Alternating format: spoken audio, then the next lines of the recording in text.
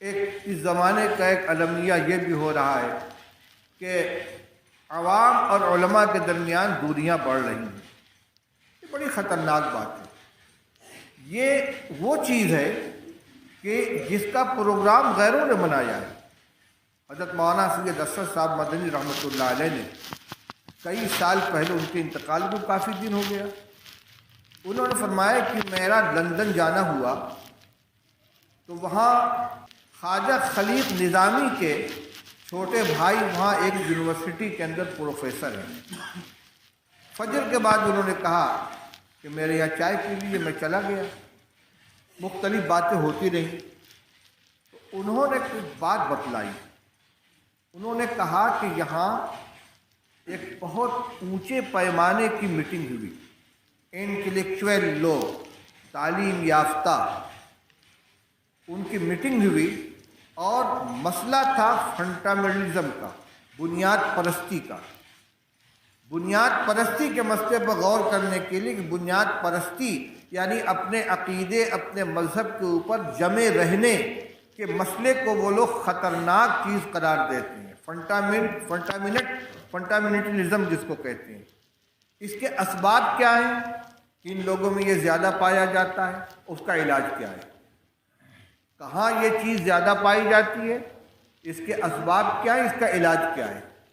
فرمانے لگے کہ معلوم نہیں کس مناسبت سے انہوں نے مجھ کو بھی اس میں بلا لیا، میں اس میٹنگ کے اندر شریک تھا۔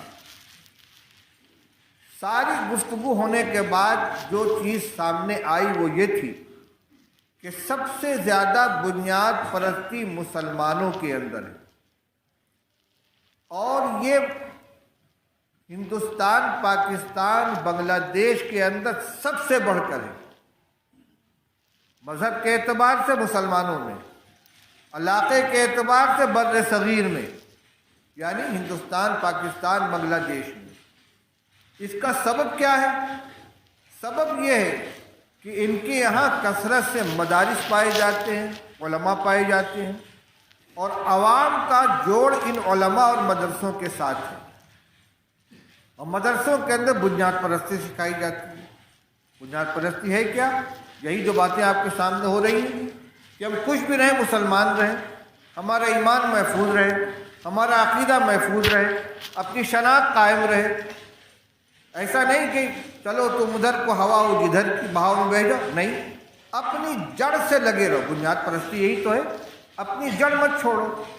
کہنے لگے کہ سب سے زیادہ بنیاد پرستی مسلمانوں میں ہے، اور اس بر صغیر کے مسلمانوں میں ہے، یا یہ لوگ دنیا میں جہاں جہاں جا کر بسے ہیں، یورپ میں، امریکہ میں، مختلف جگہوں پر گجراتی مسلمان اور دیگر علاقوں کے بہت سے مسلمان جا کر وہاں بسے ہیں۔ ان کی زندگی کو انہوں نے جائزہ لیا اور پھر اس کے سرچشمے کو تلاش کیا۔ ان کا یہ کہاں کے رہنے والے؟ ہندوستان، پاکستان کے رہنے والے ہیں، دیندار ہیں۔ ان کی دینداری کی بنیاد کیا ہے؟ انہوں نے مدرسوں میں تعلیم حاصل کی ہے، یا علماء مدرسوں سے ان کا تعلق ہے۔ علاج کیا ہے؟ علاج یہ ہے کہ مدرسوں کو بدنام کیا جائے اور عوام کے تعلق کو مدرسوں سے، علماء سے کاٹا جائے۔ چنانچہ مدارس کو دہشت گردی کا اڈہ قرار دینے کے لیے بہت منظم طریقے پر پروپیگنڈا کیا جانے لگا۔ ہر حادثے کا تعلق مدرسوں سے، علماء سے، داڑھی ٹوپی والوں سے جوڑا جانے لگا۔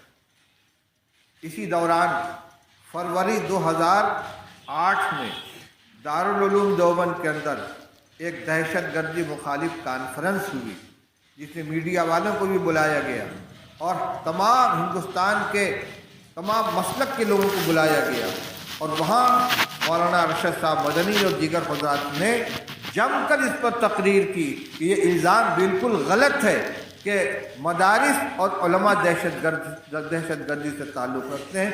اس کے بعد اس کے اوپر تھوڑا سا بند لگا۔ میں یہ کہہ رہا ہوں کہ ان کا یہ پروگرام ہے کہ عوام اور علماء کے درمیان دراڑ پیدا کرو، ان کا تعلق مدرسوں سے کاٹ دو، علماء سے ان کا تعلق کاٹ دو۔ جہاں سے ان کو پانی مل رہا ہے، جہاں سے ان کے اندر اسپرٹ آ رہی ہے، جہاں سے ان کے ایمان کو حرارت مل رہی ہے، اس سے کٹ جائیں گے، آہستہ آہستہ یہ دینداری ان کے اندر سے نکل جائے گی۔